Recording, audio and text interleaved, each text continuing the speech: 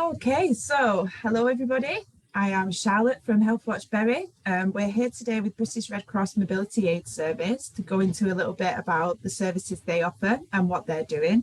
But before I let our lovely girl take over, I've just got to go over a couple of things. So we have some guidelines of our live stream. Number one is to be accepting. Everyone is welcome, regardless of race, ethnicity, national origin, religious affiliation, sexual orientation, sex, gender identity, or ability. So we need to make sure that we respect each other's boundaries, don't make advances or comments on appearance that might make someone uncomfortable. Don't be rude by intentionally provoking someone, threatening them, or insulting them. Try not to flood the chat so that we can keep the conversation going. But if we keep sending the same repetitive comments, this can unfortunately get in the way sometimes. We're not here to be self-promoting. If it's obviously very relevant to the work that's being done, that's great. However, we need to stay focused on the topic that we're talking about today. And we'd like to keep it clean. No shocking, obscene, vulgar or inflammatory language. We just need to leave that out for today, please. Today, we are going to be doing our introduction, which is happening now. And then Gil will be coming on and talking about British Red Cross Mobility Aids and what they have been doing. And afterwards, we'll have a quick question and answer session where we can ask Gil any questions that come up throughout the live. Okay, so who are Healthwatch? Just to remind you, Healthwatch is your health and social care champion. We make sure NHS leaders and other decision makers hear your voice and use your feedback to improve care. We listen to your experiences of using health and social care services and share them with those with the power to make change happen. And we also provide you with information and advice. We can signpost you and advocate for you if needed be. We can support you by signposting, as I've just said, to your local or online support groups, information and advice about your family members' healthcare, and we can listen to your experiences of using health and social care within the Bury area. And here are all of the contact details should you want to get in touch with us. So on that note, I'm going to pass over to Gil. Now I've done my nice introduction and she can share some of the amazing work that she's doing. Hi, can you hear me okay? Yeah. My sound just went off altogether then. Sorry. Right, let me just see if I can share my screen.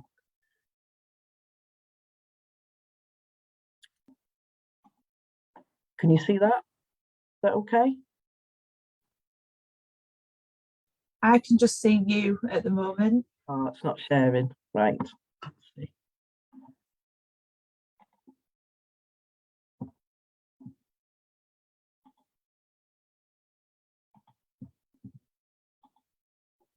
that on now? Absolutely, that's lovely. Thank you. If I set it to slideshow, let me know if you can still see it. Can you still see that? Yeah, perfect. Thank you. Lovely. So I'm Gillian Taylor from British Red Cross. I run mobility aid services across Greater Manchester and Cheshire. So you can see my contact details there on the slide. I'll put them on at the end as well. So Red Cross and Red Crescent movement. Our volunteers and staff are guided by 7 fundamental principles: humanity, impartiality, neutrality, independence, voluntary service, unity, and universality.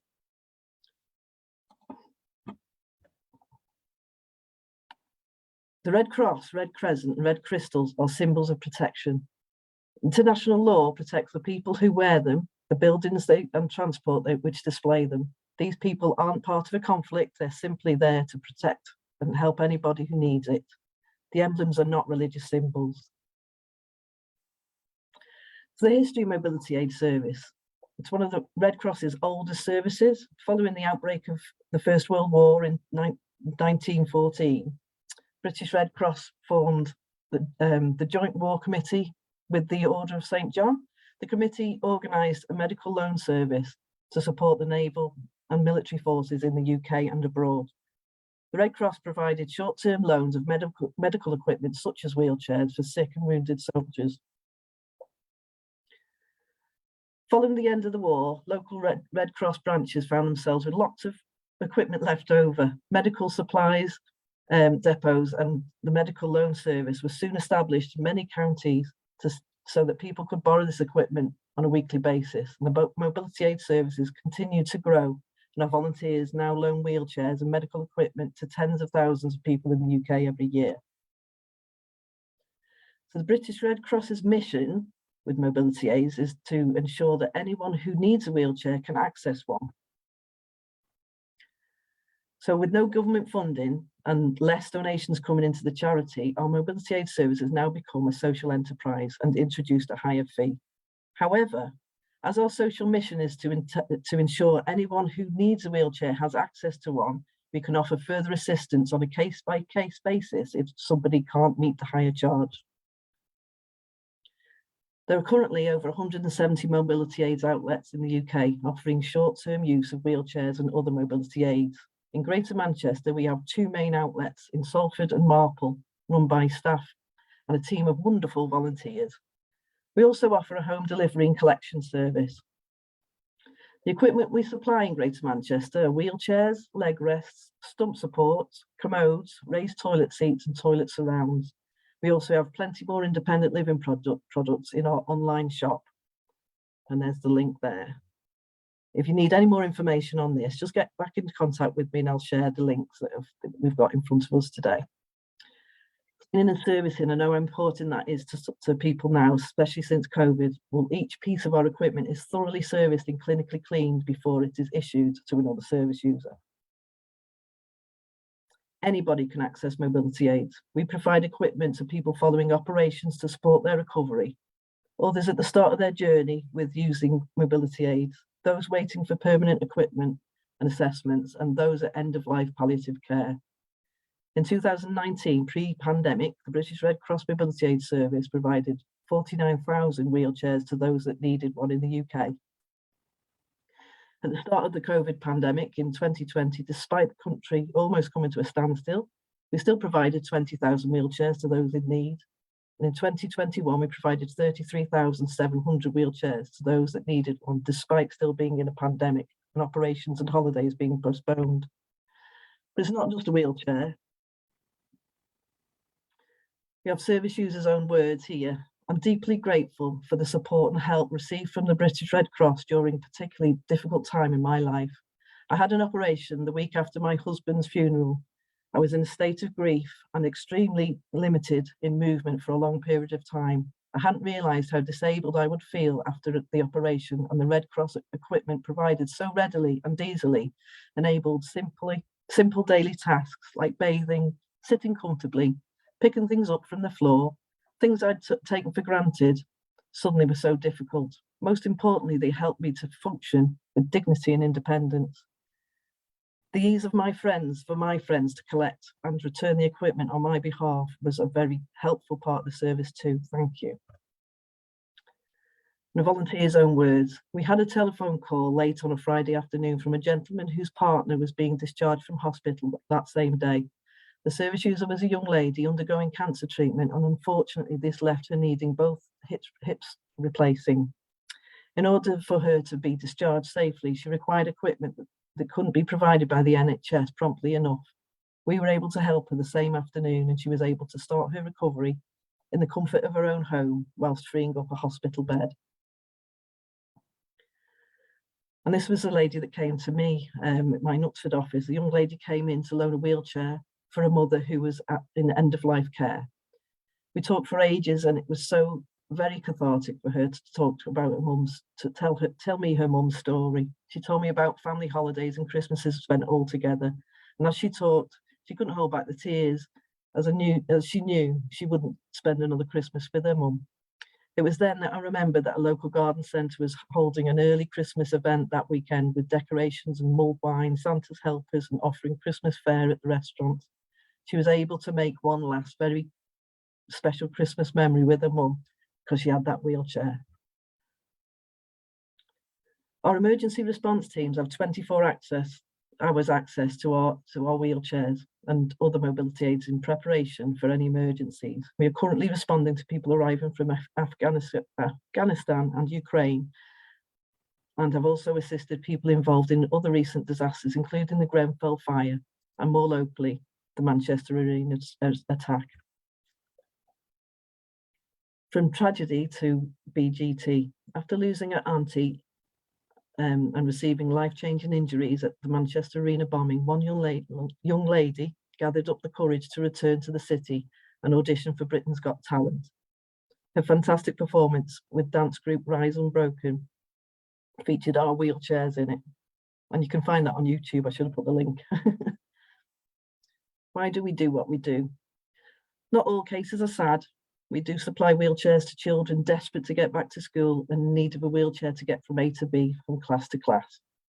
We have enabled countless children to take part in school plays, school trips. We have helped people attend weddings, parties, graduation services, and to take well-deserved holidays. So it certainly isn't just a wheelchair. And there's my details again, and happy to open the floor up to any questions, and I'll stop sharing my screen.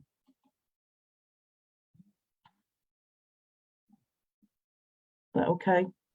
That's perfect. Thank you so much for that, Gail. I think it really does highlight the importance of a wheelchair, because as anybody who's used one will say, it's an extension of their freedom and who they are, and it allows them a quality of life they might not have achieved without it. So, and their independence, as you were saying with that lady after her operation, and she needed certain equipment to be able to maintain a certain quality of life and do things for herself, which is so valuable, so valuable.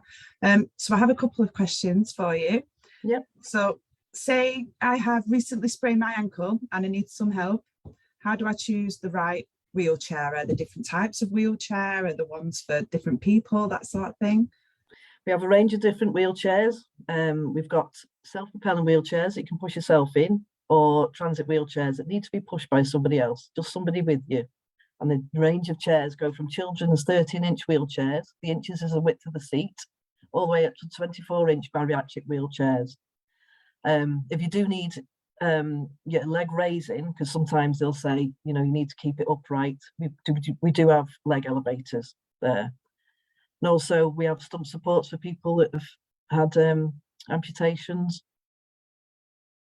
Oh wow, so the accessories as well as the wheelchair itself are available. That's amazing.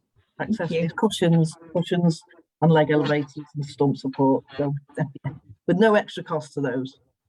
That is amazing, thank you. So if somebody has a wheelchair that they no longer require, do you accept donations from people? Accept donated chairs, as long as they're in very, very good condition, because what we'll do is we'll clean and service it, and then it can go out to somebody that perhaps needs something more permanent, and they can just give us a small donation for that wheelchair, and then they can keep it.